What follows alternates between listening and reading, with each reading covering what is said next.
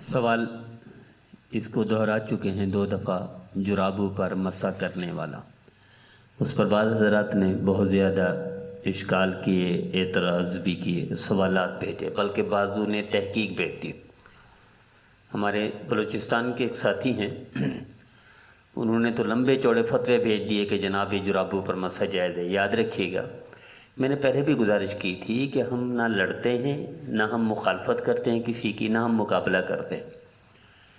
ہم حق بات بتا دیتے ہیں، اور حق بات میں جو اختلاف ہمارا حق ہے بس اس اختلاف تک محدود رہتے ہیں، اس کو گالی تک نہیں لے جاتے، لڑائی تک نہیں لے جاتے، اس کو کینہ بغض نفرت تک نہیں پہنچاتے۔ تو یہ موضوع میں نے عرض کیا تھا، یہ سوتی اور اونی کپڑے کے جو مارکیٹ میں پاکستان میں دستیاب ہیں، کسی پر مسح جائز نہیں ہے۔ اگر کوئی مسح کرے گا تو اس کو وضو نہیں ہوگا، وضو کرے گا، وضو نہیں ہوگا تو نماز نہیں ہوگی۔ لہذا خدا کے لیے اگر مسح کرنا ہے، اس میں کوئی شک نہیں کہ مجبوری ہے، بہت زیادہ سردی ہے، جیسے بلوچستان میں ہیں، خیبر پختونخوا میں ہیں، یا آگے مری کی طرف، کشمیر کی طرف چلے جائیں، سردی ہے، لیکن اس کی کیا مطلب ہے کہ بغیر وضو کے وہ کریں؟ بس صرف چلو بھائی وہ کرو، پاؤں نہیں دھو سکتے تو کیا بغیر وضو کے نماز پڑھ لیں گے؟ نہیں، ممکن ہی نہیں ہے۔ تو میری درخواست ہے کہ جو صاحب بار بار سوال بھیج رہے ہیں اور اپنی تحقیقیں بھیج رہے ہیں، بھی اس تحقیق آپ رکھیں، آپ کا حق ہے۔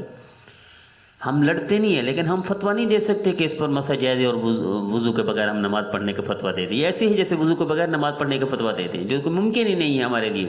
تو میری درخواست یہ ہے کہ اگر کرنا ہے، کسی نے مسح لازمی کرنا ہے تو بھئی چمڑے کے موزے لے لیں، یا وہی موزے لے لیں جو جائز ہیں، کہ پانی اس کے اوپر ڈالیں، نیچے چھنے نہ، نیچے گرے نہ پانی، اس کو پانی کراس نہ کرے، یعنی اس کپڑا ہے نا، ایک قسم کا سوتی کپڑا ہے، اونی کپڑا ہے، اس کو پانی کراس کر کے نیچے نہ جائے۔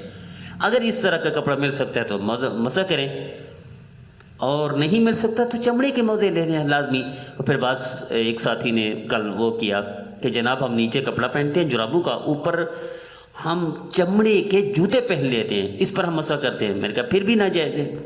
حدیث میں موزے پر مسح کا حکم ہے، جوتے پر مسح کا حکم نہیں ہے، جوتے پر مسح جائز نہیں ہے۔ تو یہ تعویل بھی ایسے ہے جیسے بنی اسرائیل نے تعویل کی تھی کہ مچھلیاں ہم جس دن اللہ نے فرمایا ہے نہ پکڑو، اس دن تو نہیں پکڑتے، لیکن اس دن ہم اکٹھی کر لیتے ہیں تالاب میں، دوسرے دن پکڑتے ہیں۔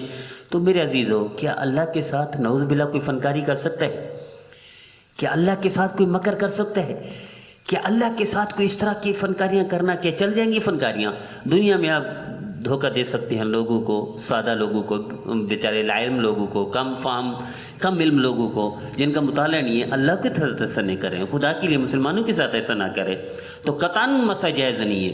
کوئی مسح کرتا ہے اس کا وضو جائز نہیں ہے، کوئی وضو ایسا کرتا ہے اس کی نماز بھی جائز نہیں ہے۔ تو میری التجا یہ ہے کہ ٹھیک ہے، آپ اپنی تحقیق، اپنے فتوے اپنے پاس رکھیں، اور ہمارا فتویٰ وہی ہے جو پہلے دن دیا تھا۔ یہ سوتی اور یہ کپڑے کے جو اویلیبل ہیں ہمارے مارکیٹ میں دستیاب ہیں، قطعاً اس پر مسح جائز نہیں ہے، اور نہ اس پر کرنا چاہیے۔ بہت شوق ہے تو آپ چمڑے کے لے لیں، اس پر جائز ہے، ہمارا کوئی اختلاف نہیں۔ اور باقی چاروں ائمہ کرام کا فتویٰ ہے، یہ میرا فتویٰ نہیں، میں اپنے کابر کے فتوے سے بات کرتا ہوں۔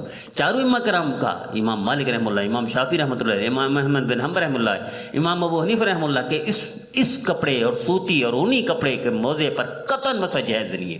اللہ ہمیں سمجھ کی توفیق عطا فرمائے۔